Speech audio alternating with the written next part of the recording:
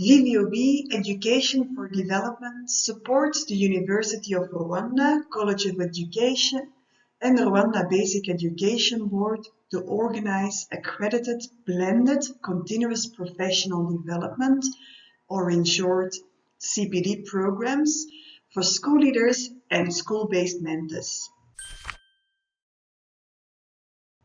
The blended design of these CPD programs is informed by the following pedagogical principles. The first pedagogical principle is competence-based learning. The focus of the learning outcomes is on acquiring skills rather than acquiring knowledge. The program wants to help participants to improve their daily practices. This principle increases the relevance of the course for participants as they are ready to immediately implement what they have learned. The second principle is to create and sustain a sense of community. Participants have the opportunity to learn with and from each other. Lastly, the courses aim to make participants think carefully about their current practices and beliefs and to share their ideas thoughtfully.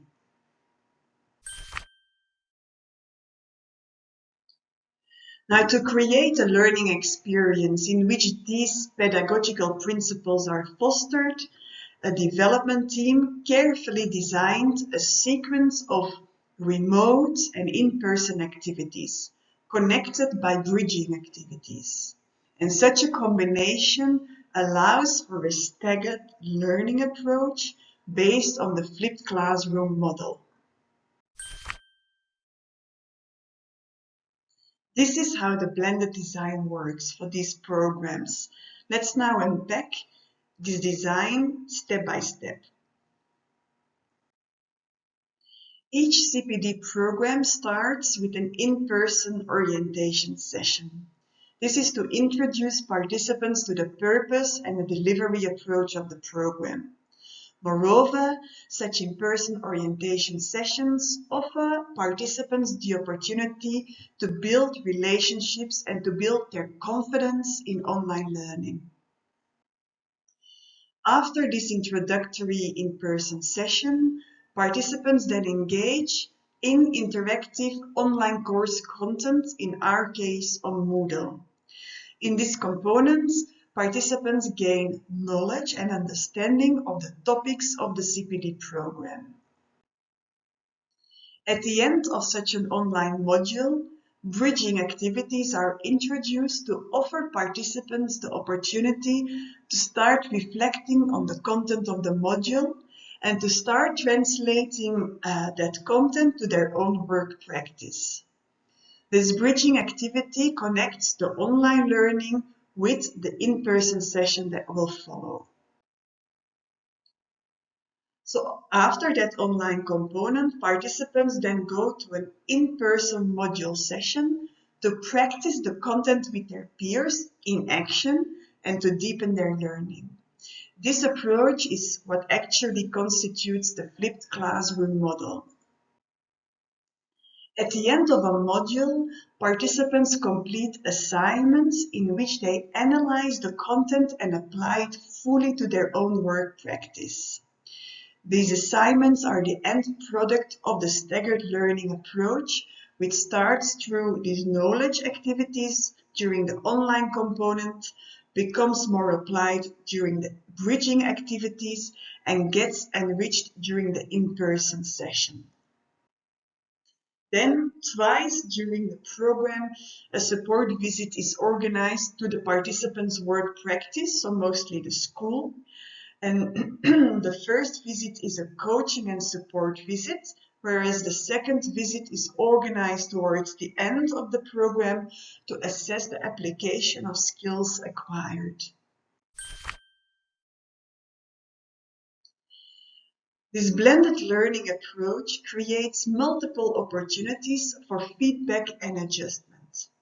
You will have recognized various levels of Bloom's taxonomy, which offer a classification of various levels of thinking when developing course objectives.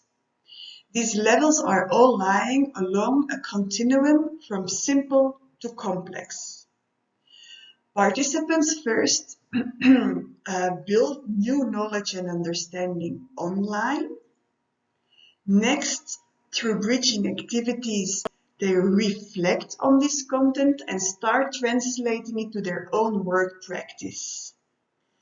They then practice skills during an in-person session to deepen their learning. Ultimately, they analyze and apply the content fully to create a new output in the format of assignments. Let's give an example to make this blended design more concrete. So for example, in Rwanda, school-based mentors have the responsibility to guide the continuous professional development, or in short CPD, of teachers in the school by creating a school CPD plan. An intended learning outcome of the course is for school-based mentors to develop an effective CPD plan for their school. They do this step by step over each building block of the blended course, starting with the online module. That is where they learn what a CPD plan is about and which tools can be used to assess teachers' professional development needs. As a bridging activity, school-based mentors then need to guide a few teachers in their school to complete a CPD needs assessment tool. During the in-person session, the school-based mentors then build a school CPD plan together with their peers in a workshop setting, and this is based on the CPD needs of the teachers they identified during the bridging activity. Lastly, as an assignment, the school-based mentors then develop a full CPD plan and submit it online in the course. So in short, the blended design of the course allows scaffolding at each step in the learning of participants. Each building block of the blended design has a pedagogical purpose, which was carefully identified and designed by the development team. Are you ready to blend on? Download the PDF or explore the website at www.blendon.org.